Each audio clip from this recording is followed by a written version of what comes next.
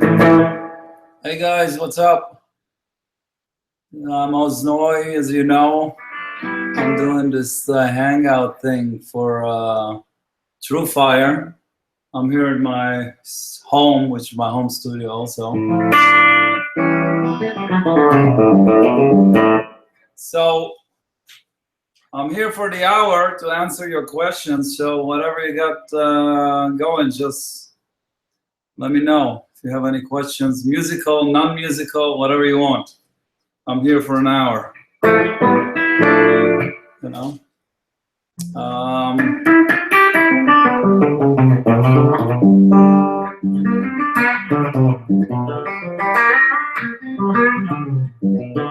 Okay, I see some stuff.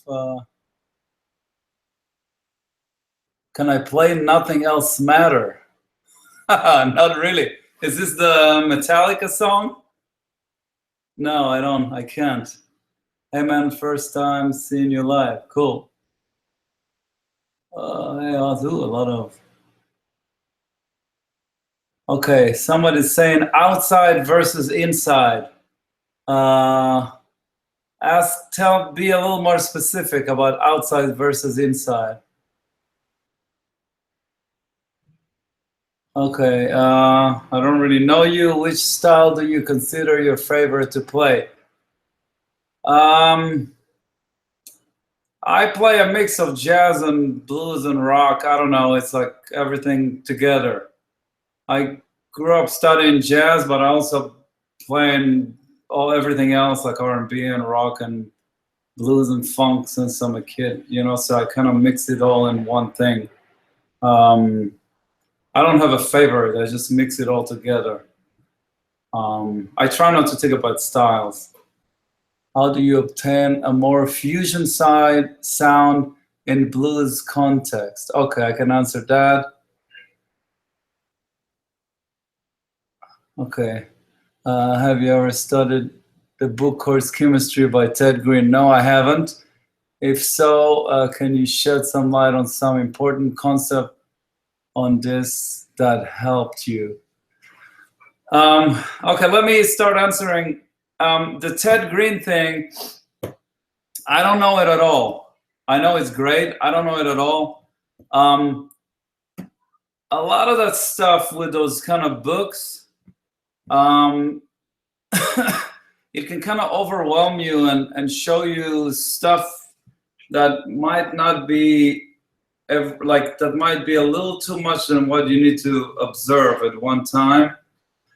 I don't know. I don't have any answers for the Ted Green thing. I would just say, like, in terms of books, to just kind of be aware that, you know, you just kind of take it one step at a time, one bite at a time, because I can't handle those things. It's a little too much for me. Okay. Okay, what else going on here? I'm going to talk about the fusion sound and blues in a minute.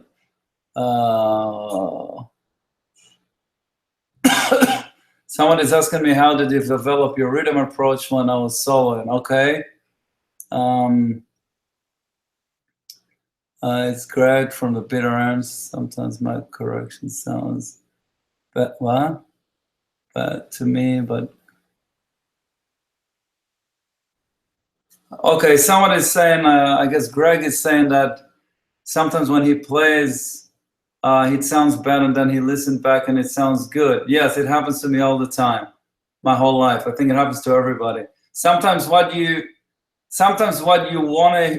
what you hear in your head doesn't go into the instrument, but what does get out of the instrument surprises you because it's not what you wanted to play.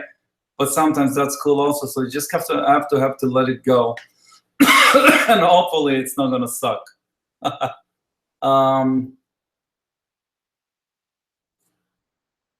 Okay, you can see it.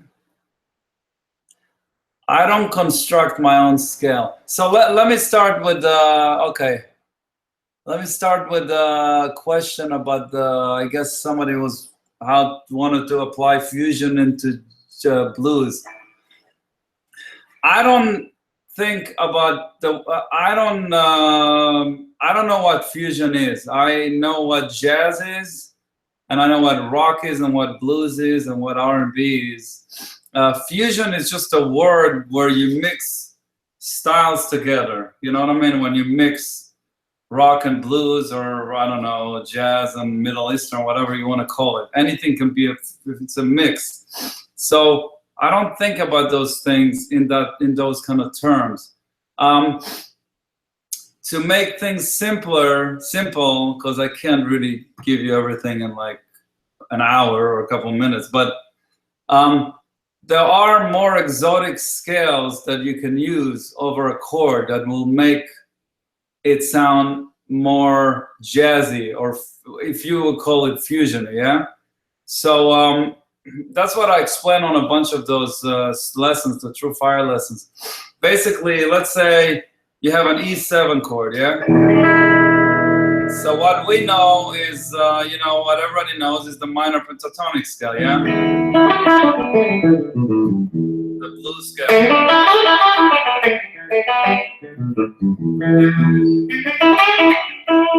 And then there's a major pentatonic also.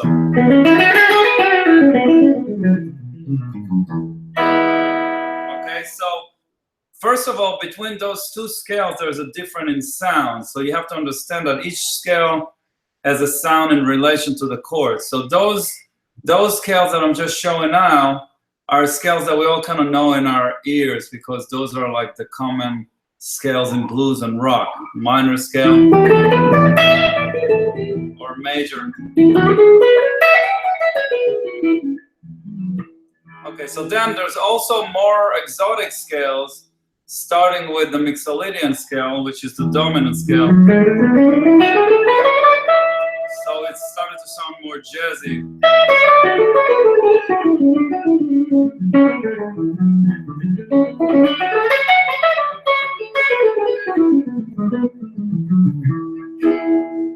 And then it started to get into more exotic scales, like the Halton scale, if this is an E7. So a Halton scale would be this.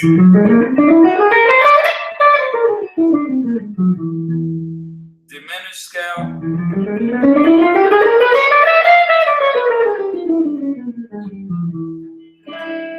Okay. Altered scale.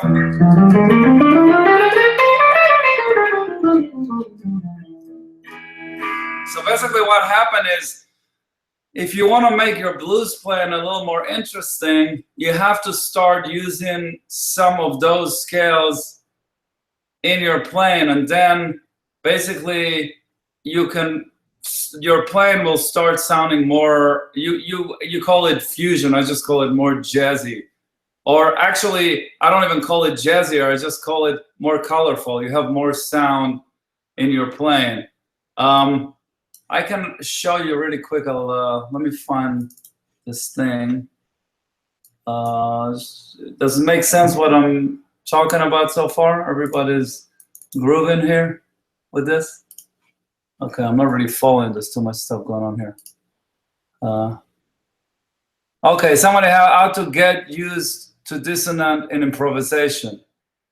Okay, so it's all that I'm talking about. I'm going to show you something and then you'll get it. But here's something you want to understand about improvisation in general, and this is really important, is anything that your ear doesn't know will either sound strange to you or sometimes will sound dissonant. So if you don't understand it, it might sound fusion or dissonant or however you call it. But once you get used to those sounds, which is those scales that I just talked to you about, and there's others, of course, then those exotic scales, once you get used to the sound of those scales, that stuff wouldn't sound out or dissonant anymore. It will just sound like another sound or another option that you have to play over a chord. Yeah? So basically, before I show you a blues and tell you how to play over it, let me just look. Can you show a little more how to use Mixolydian over standard blues? Yeah, I'm going to show that right now. So before I show you how to use all those scales over blues, I'm going to talk to you I'm going to just show you how to use them over one chord, because you have to understand where things are coming from. It's, you know, if you don't understand it, it doesn't make much sense. So the thing is this. When you have a blues, the 1-4-5 progression, it's all dominant chords, correct? Some of the writing bebop scale, is it the same? I don't know what the bebop scale is, so I don't have an answer for you. So all those, if we have, yeah, Mixolydian is a Mixolydian scale. Somebody write. Let me just show you a blues progression. So if we have we're in G, for example. So G, 1, 4, 5. Yeah, so G, C, D. Okay. So all those chords are all dominant chords, correct? So let me talk about just one dominant chord, and then you can apply to all the other dominant chords. So let's say G7. So the options of scales to play over a dominant chord, in our case the G7, is a minor pentatonic. Yeah, G7 minor pentatonic. A major pentatonic, which will be the relative minor, which means E minor pentatonic, or G major pentatonic. It's the same thing. So if this is G7, you're gonna play, or E minor pentatonic. It's the same thing. Then you have the Mixolydian scale.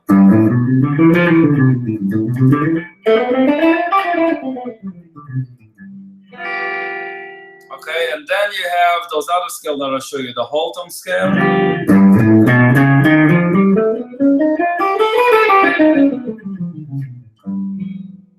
And then you have the diminished scale.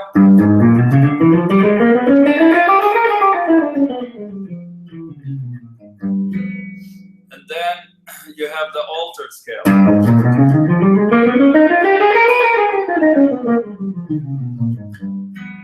Those are the scales that I use over dominant. There are other scales that you can use, but this is what I use, and that kind of covers a lot for me. So there's a couple of suggestions I would tell you before you get into this. The first one, and the most important one, is whatever scale you want to improvise with, you have to study it all over the neck and not have any black holes on the neck where you don't know where the notes are of the scale. Because if that's what happens, then you're always going to get stuck and you're not going to be fluid with your playing. So the first thing, whether it's a pentatonic, Mixolydian, Holton, diminished, whatever scale, major scale, any of that, you have to know it all over the neck. Otherwise, it'll be tough. That's the main thing that you have to kind of, the first thing that you have to kind of grab, get under your fingers. Then after that, you have to start getting used to changing the scale when the chord changes. So with a blues, with a 1-4-5 blues, it's pretty simple because it's only dominant chords, and it depends on the tempo of the blues, but the chords don't change that quick.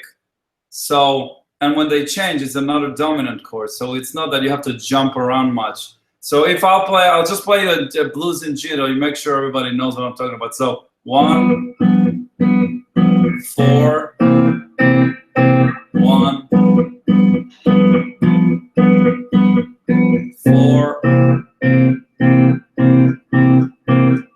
1, 5, 4, 1, 5. So that's the most basic form of a 12-bar blues. This is something that you need to get into your system, into your bloodstream. This is something that you don't have to even think. It has to be a part of your personality, really. That's like the most basic thing in music, really, in modern music. So you have to know that progression in every key.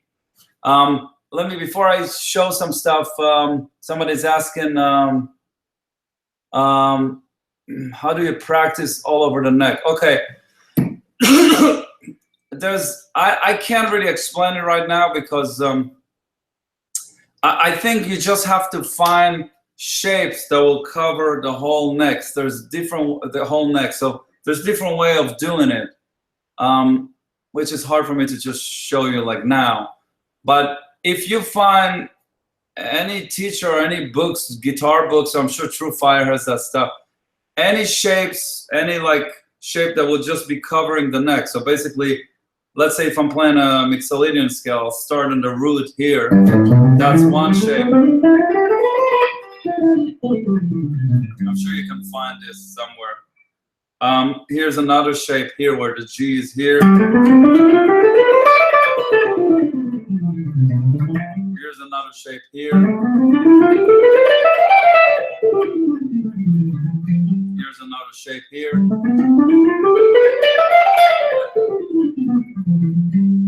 So those things are easy to find. You just have to find somewhere where they teach you the scales where it just covers the whole neck, and then you just study that and you'll be fine.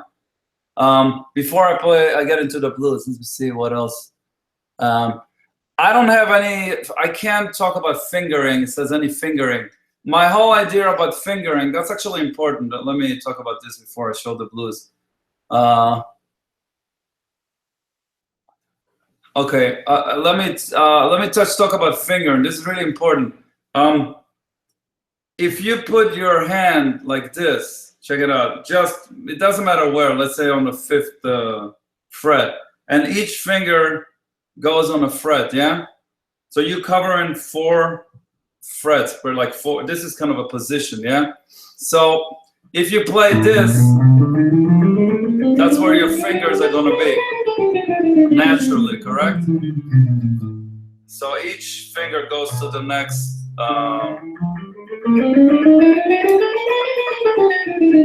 To the next note, really, in the position. Now, when you have, when you stretch the position, what you're really doing is you're just doing this, where the first finger and then the second finger gets stretched to the 3rd note. So you're gonna get this 1, 2, and 4. Those are the fingers. See what I'm doing? So you can kind of, if you figure this out, then you can figure out your finger by yourself, really. I'm not doing a scale, I'm just doing the fingering. So basically, this is the position, this is how you stretch it. Then you have 1, 2, 4. So then when I play scales, that's what I do. If it gets stretched out, you can see it. Okay? So I hope that was useful. Okay, before I play the blues, somebody asking, do you always hear what you're playing in your head? How does one develop that? Well, I may always, I hear stuff in my head when I'm playing, but it doesn't always come out on the guitar. On a good day, whatever I hear in my head will come out on the guitar, but sometimes it doesn't. So it's a mix of knowing your tools, which is the scales and the chords, where even if what you hear in your head doesn't come out, you're still playing the right stuff because you're playing the right key, like the right scales.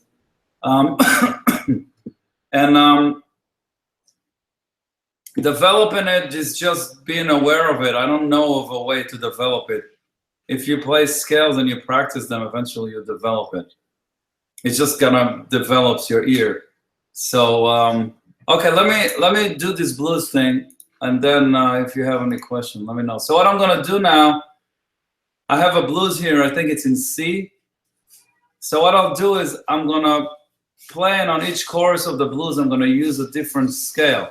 So you're gonna hear the different you can think about it as a sound or as colors or whatever. Then you see how the blues kind of gets expanded. You start to get like a little more colorful than just playing over a minor pentatonic. Okay, so check it out. So I'm gonna start by playing minor pentatonic, and then I'll do a major pentatonic, and then I'm gonna do a Mixolydian.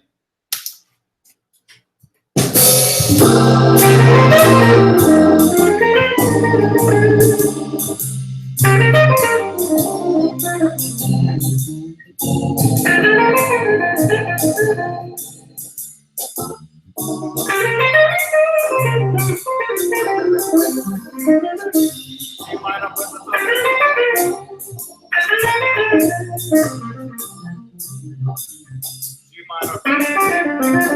Now major pentatonic.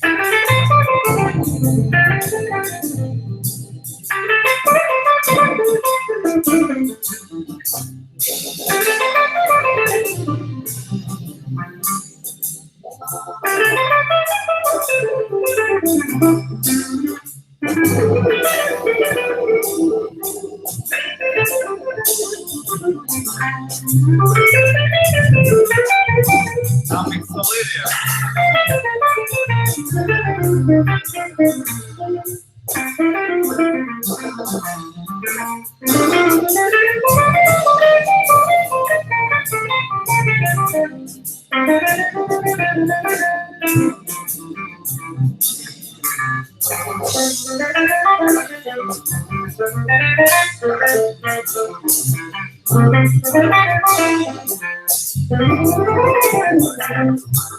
So what I just did is I played a blues.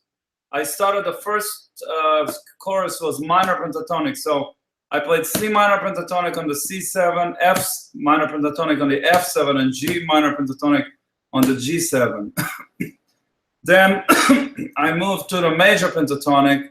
So I played C major pentatonic, F major pentatonic, G major pentatonic. Then when I played the mixolydian, I ended up playing C7 mixolydian, F7 mixolydian, and G7 mixolydian. I'm trying to just do it, force it, so it doesn't sound as hip right now. Now I'm going to start using the more exotic scale. So I'm going to use the whole tone scale, and then I'm going to use the diminished scale, and then I'm going to use the altered scale. So you're going to see that it's going to sound pretty out to your ears. And then I'll mix them all together and show you. Okay, so start with a whole tone.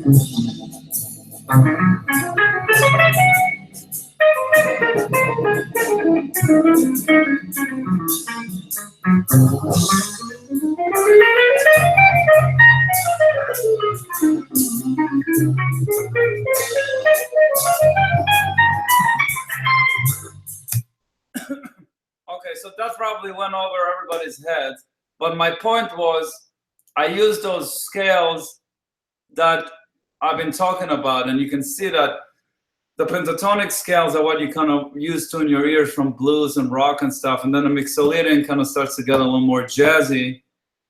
And then when you get to the more exotic scale, the whole tone and the altered and the diminished, it kind of gets really jazzy, or some of you will call it out because you don't know the sound of it yet. So what I usually do when I improvise, those are my tools. So I end up basically using all that stuff, you know. So what I'll do now is I'll play these blues, and I'm gonna just use everything, and I'm just gonna talk when I'm doing it. It's gonna be kind of hard. So, but I'm gonna just tell you what I'm doing and what I'm going for. You know what I mean? That way you kind of see how those tools work. Okay, so cool. Minor pentatonic. Minor pentatonic. Mixolydian. Diminished. Mixolydian. Whole tone.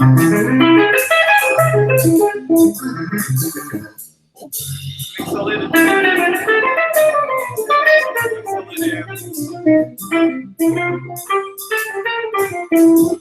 Diminish.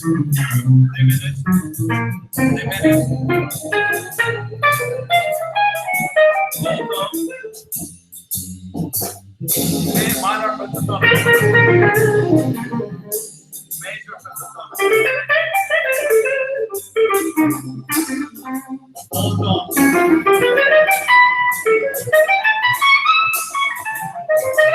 Mixolydian. Diminish.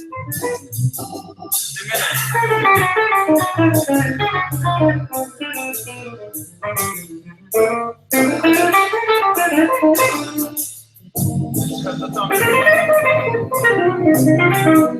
Mixolydian. That's also alter.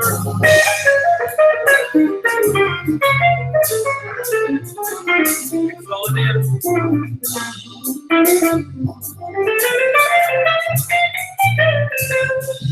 Pentatonic. Major. Diminish. Mixolydian.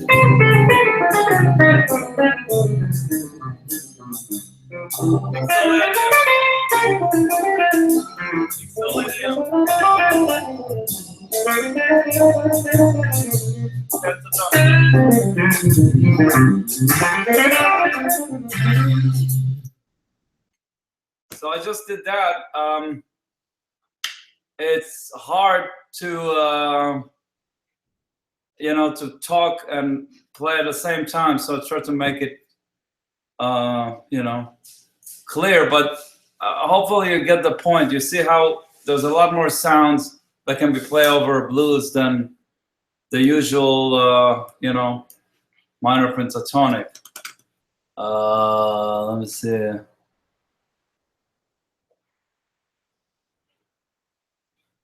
Okay. How much does Hendrik influence your style, my style? A lot.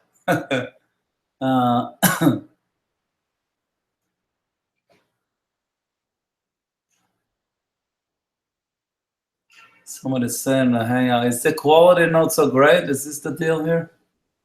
Let me know. I don't know what I can do for my end here.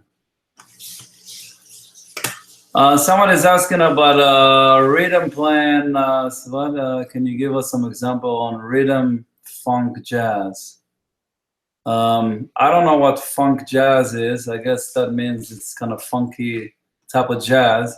I can talk to you about rhythm, and I can. There's two things about rhythm. One is one is rhythm in your playing, and then one is playing rhythm guitar, which is that kind of funk essential video I did for TrueFire. By the way, the stuff that I showed you with the blues, it's all in the TrueFire course, so you can get it all. It's all there. What are your favorite players? All the good ones. Too many to count.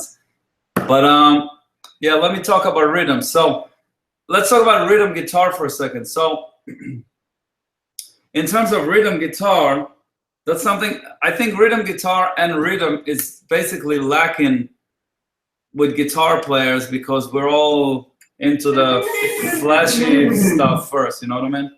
But the thing to understand is if you don't have good rhythm, nobody will want to play with you and you're never going to sound good. So the first thing that's kind of the most important thing is rhythm. If you don't have good rhythm, you can't really play music. So first of all, to get a good rhythm, it's very simple. Just practice with a metronome. Anything you do, just do with a metronome. You know, that will get you in the right area of where you need to be. Then the better you play with a metronome, the better you play with musicians. After that, it's really good to not only play at home, but play outside, go outside and play with bands and with other people, because most of the time, if you play with people that has as good a rhythm as yours or better, that's how you're gonna get better, because then you're gonna hear if you're playing in time or not. If you don't hear that you're not playing in time, then it's useless, you know? again, metronome is the key to all of that. Now, when you practice, there's a difference with practicing with a play along than practicing with a metronome. Because when you play with a play along, even if you play in time with a play along, it's still not the same as playing with a metronome. So you really want to practice rhythm with a metronome. In terms of rhythm guitar, you just have to be aware of it and transcribe it really. When I started to get into it, I wrote all these James Brown guitar parts, you know, like all this kind of stuff, you know.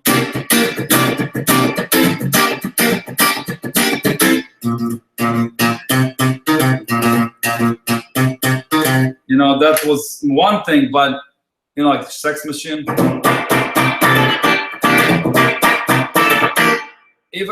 Even like, if you listen to old Michael Jackson records, anything that Quincy Jones did, or like Earth, Wind and Fire, Prince, there's like great rhythm guitar parts in there. So you kind of have to listen to those songs. And I used to just transcribe those parts, just write those parts and play them with the records because they're great. And then the other thing, I've done studio work since I'm really young, so I'm really aware of parts, like building guitar parts. So that's kind of a part of the deal, you know? If you have good rhythm, you're always going to work. People will always want to play with you. If you don't have good rhythm, good time, you can call it, people wouldn't want to play with you, and you're not going to be able to do studio work or any kind of recording. You know, that the key to doing studio work and recording is to play with to be able to play in time, meaning to get used to a click in your ears. And a click in your ears is like having a metronome, you know? So that's the first part of rhythm playing, of rhythm guitar. You know, it's kind of just, you just have to be aware of it and listen to it when you hear, you know, when you hear records, you know. Now, let me talk about actual rhythm in your playing. So that's kind of really important thing. Let me put a metronome. You heard a metronome? Okay. So basically, if you practice with a metronome, you really want to be in the middle of the beat. So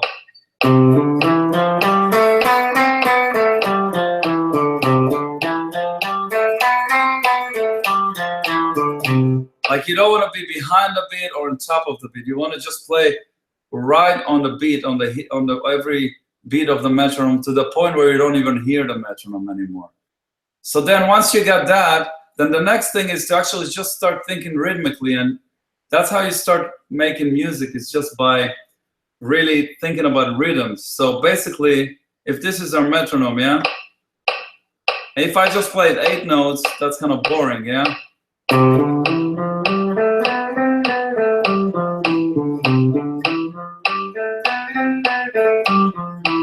But what would happen if I just start, I'm going to play the exact same C major chord, and I'm going to just start thinking about it rhythmically. So I'll just play rhythms on the same notes.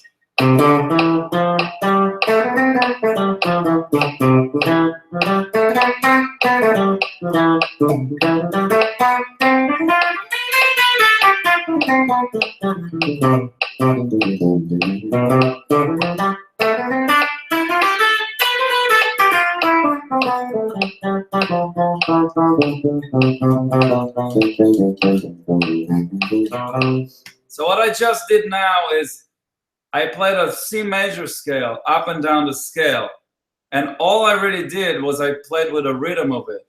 And once I did that, you can kind of immediately see that the scale doesn't sound like a scale anymore. It sounds more like you're playing phrases. That's basically how your phrasing kind of gets developed, through rhythm. So the key basically to developing your phrasing is through rhythm. So this was the most basic exercise, but I can show you that over like an actual pattern. So basically, let's say you have a C major scale, and you're jumping thirds. So you're doing this.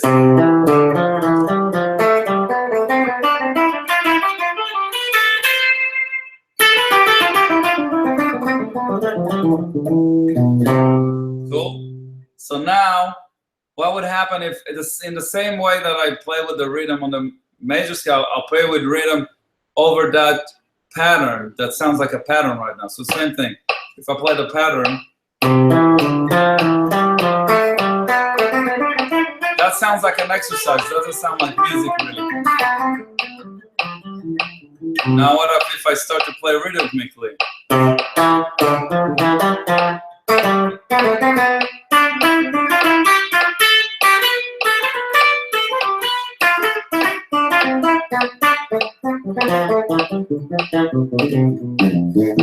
So now if I start playing with that pattern, just move it around.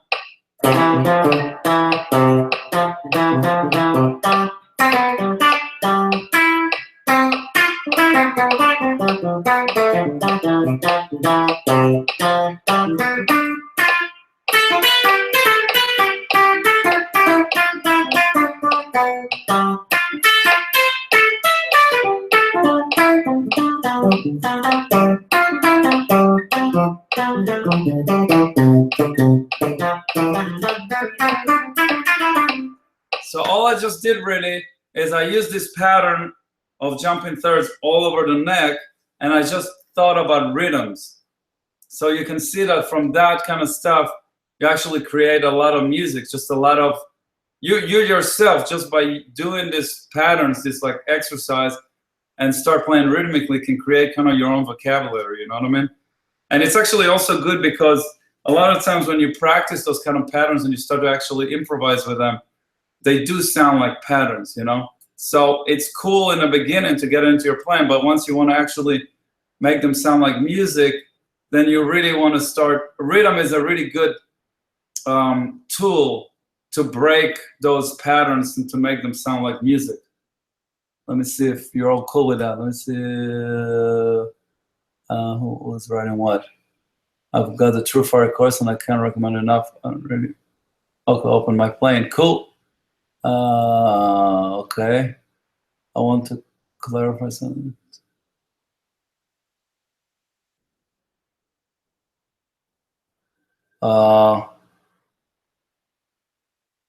To be able, somebody's writing here, Marielle writing, to be able to play blues or jazz, I have to memorize all the modes and their harmony. Okay, let me answer. Someone is asking me to play a standard and playing try as an example. Yes, I can do that in a minute. Well, here's the deal about talking about scales and modes. You know, in order to play jazz, you have to learn as many scales as you can, meaning you have to learn the modes, you have to learn the minor scales, you have to learn the major scales, the dominant scales. You have to learn it all. You don't have to learn it all at once, but you have to. But the more you know, the better. Like it's those are your tools. So you have more colors that you can use. You know. What I just showed about the blues is just a very basic way of just grabbing it right away. If you use those dominant scales that I talked about, the pentatonic, the mixolydian, the whole tone, the diminished, and the altered, then every time you have a dominant chord, you can use those. So that's a pretty big jump right there. Is there other scales? Yes, there are plenty of other scales, and there's plenty of other changes that you can experience once you start playing standards, you know what I mean? So just one step at a time. But yes, the answer is yes, but don't get overwhelmed by it, you know what I mean? Let me see. I can explain some tries over a standard. Somebody asking about rhythm, time, and feel, metronome exercise, developing rhythm. Okay, I just showed the rhythm thing. What distance between string and pickups on Stratocaster do you use? I use a medium action, and I like my pickups to be low. I don't like them when they're close to the guitar, to the strings. How do you get the 60-note swing thing? I have no idea. I just have to practice it and listen to records. That's probably how you get it. Okay, I'll just play a standard and talk about, I guess, triads or arpeggios. So I'll just do Autumn Leaves because that's easy. That's the basic one. So basically, I'll just put the metronome on 2 and 4. A little slower. So if I play Autumn Leaves,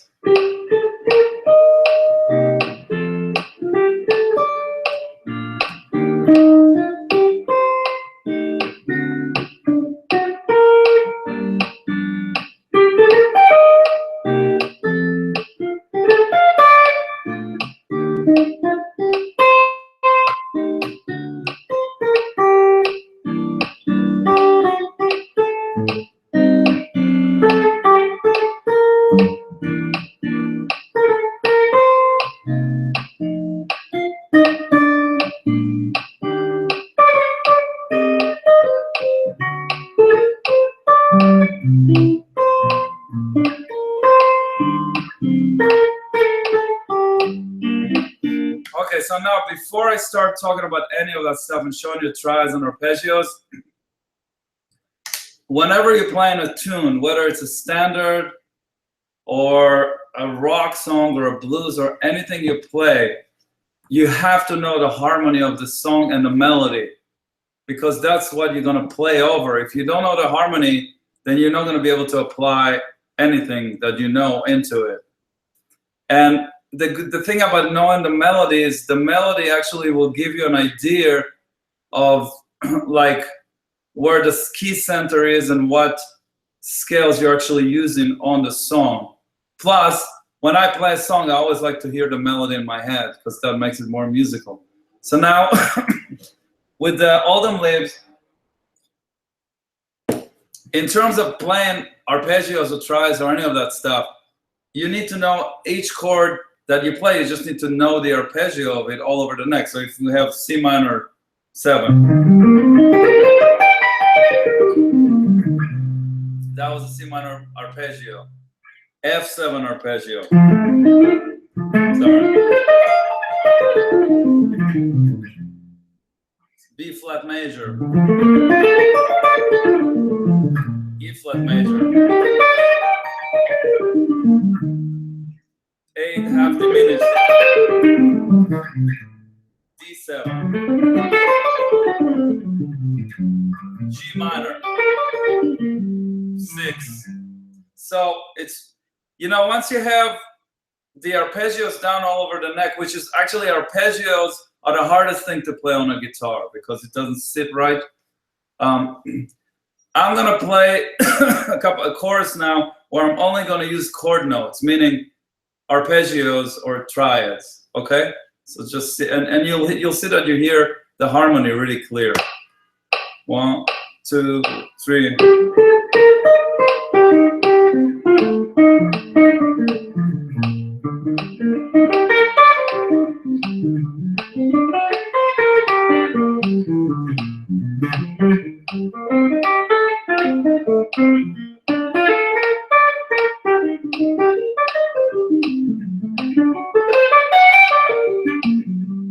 Bridge.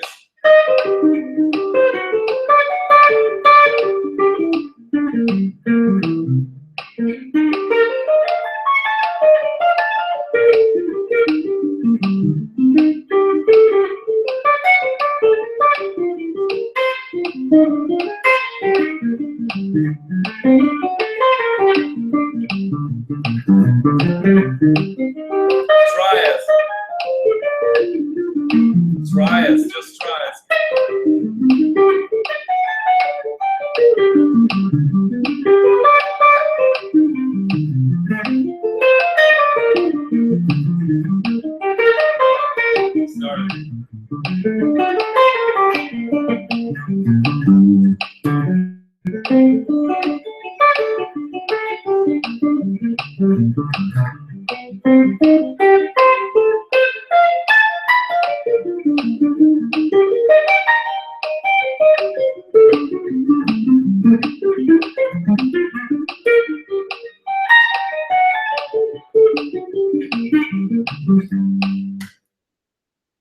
What I just did now is I just played Autumn Leaves.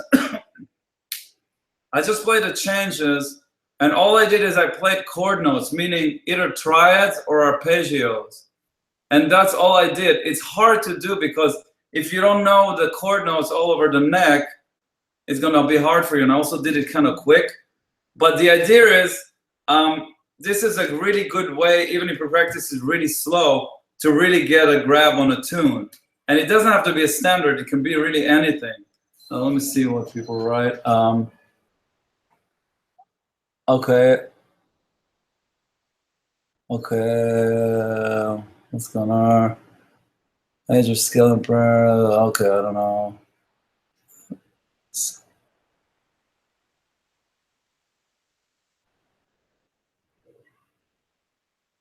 Okay, now, so somebody just asked me to play triads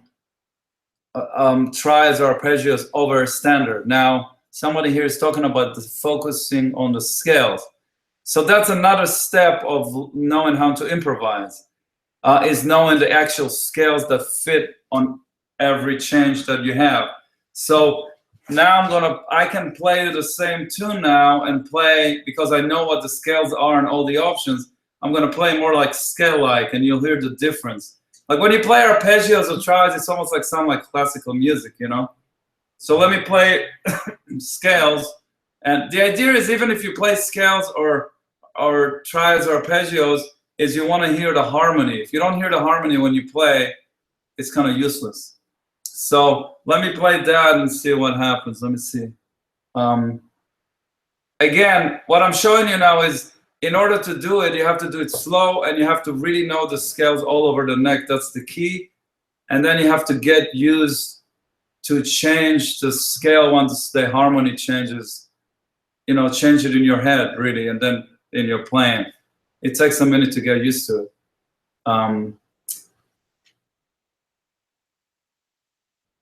Okay. Okay, so let me do the same thing with scales, okay? So.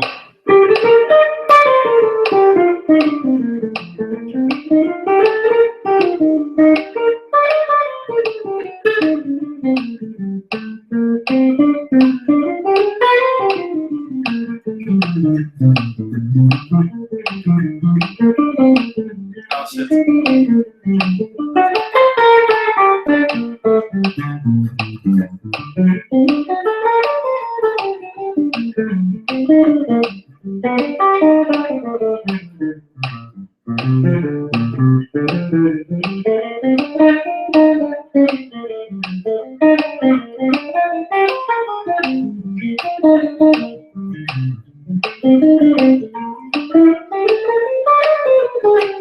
It's actually hard to do because it's hard to move. Like with the arpeggios or triads, you actually hit all the notes of the chord. When you start playing scales, it's like you're stretching it out more. But I did whatever I could. I kind of messed it up a little bit. But you can hear the difference. That it's more like linear lines. And then when you play triads, it sounds more like classical music. It's the harmony is very clear. So the idea is to mix everything you got, you know. There's no real rules, like no real, you know, like straight explanations of that. It's just like you mix it all together, you know. Okay. Okay, everybody's talking about the music with class. All right. Well, this is kind of what I know and how I know how to explain jazz. You know, you have to kind of really learn it and play that music if that's what you like. If not, that's also cool. But studying jazz is a really good way to just expand your musical knowledge, whether you want to play jazz or not, you know. It gets you into more like kind of exotic scales and cooler chords. What's a good way to practice scale and chord tones with embellishing like slides and bends? I have no idea.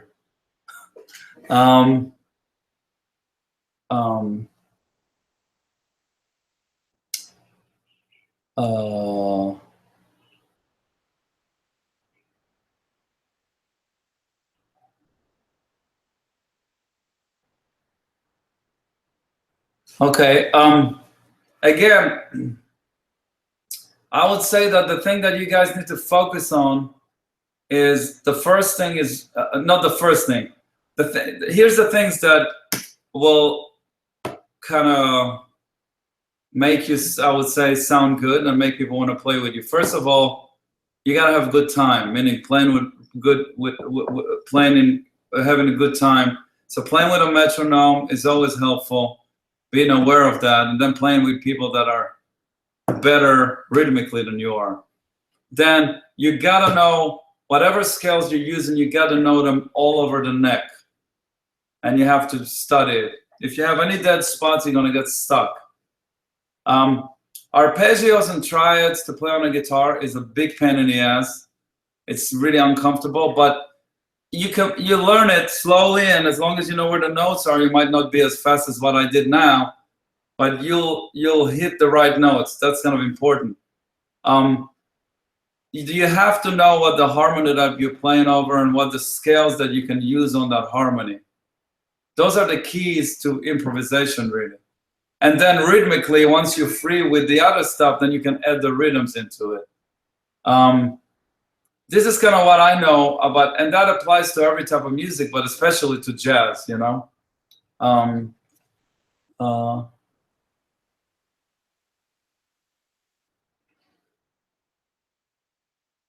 Somebody said, I discovered you can create lots of patterns only using chord tones. Absolutely. And, you know, yeah, whatever you can get, sure.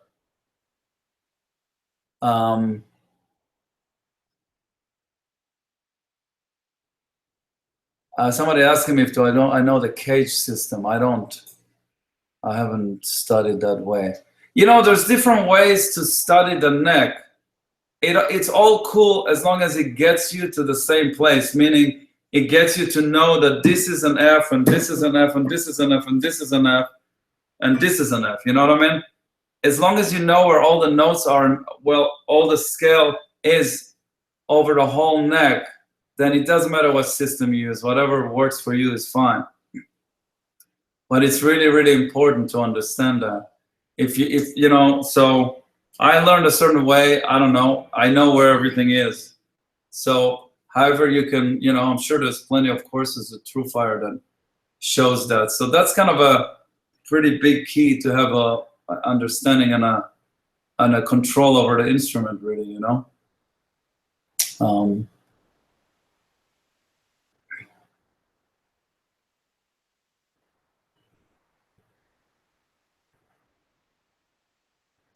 Well, we came to the end of this, so let me know if I'll answer like this one last question. So just someone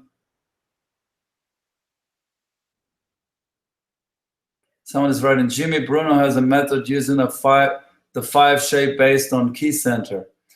I don't know what it is. I'm sure it's great. If you can learn it and it works for you, excellent. You know, it's I'm just trying to give you basic ideas of what you should be focusing on, you know.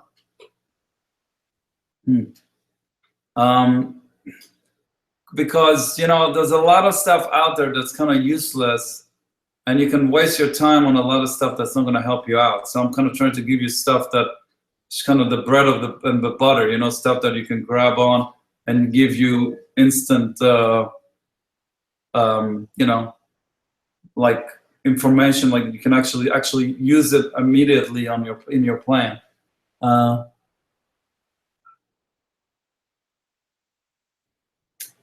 Okay. Someone is asking me about diminish, but diminish is a whole long conversation. And we only have like a couple minutes left. I can't really talk about it right now. What I would say, another thing I would say is, you know, transcribing is great. You know, it's great to transcribe. I would transcribe more like the rootsier player, like people that play bebop or blues, like, you know, like the guys that kind of invented the style more than the guys the more modern guys. And when you transcribe, I would highly recommend, if you transcribe jazz, write it down and try to understand what's behind it, like what scales they use, what chords they play it on, you know, all this kind of stuff. Because once you understand where things are coming from, then you can actually do it yourself. If you just grab a lick here and there and play, that's not gonna help you much, you know. You might impress your girlfriend for a minute, but that'll be it. Somebody asked me if I'm gonna do an open session in the future. Okay, I don't know, Jeff from TrueFire. This will be available to watch later. Okay, on TrueFire. I'm probably gonna do one more at some point. You know, it's up to TrueFire. Just ask for it. You know. Yeah.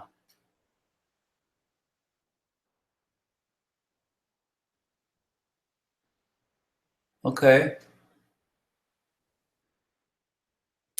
Yeah. So I guess you know, I'm probably gonna do one more at some point. So Jeff from TrueFire will get it all happening for everybody. So we'll do a little more. And next time, you know, I can answer more questions. You know, in a short time like that, it's hard to cover. You know, I can only give you tips. You know what I mean? I can't really dig in, because somebody asking me about diminished, that's like an hour lesson right there, just about diminished. You know, so we can do it next time. Oh, Chris Bono, yeah. Am I too late? Yes, you are too late. I gotta go. But I will talk to you. Okay, well, great to meet you guys. Hopefully, I'll help you. I helped you some, and I guess you know, follow Jeff at TrueFire. He will. He's just on the thread now, and he'll get some of that. He'll get another one of those, and we can keep grooving on. All right, cool. See you all next time. Thanks for hanging out. Bye bye.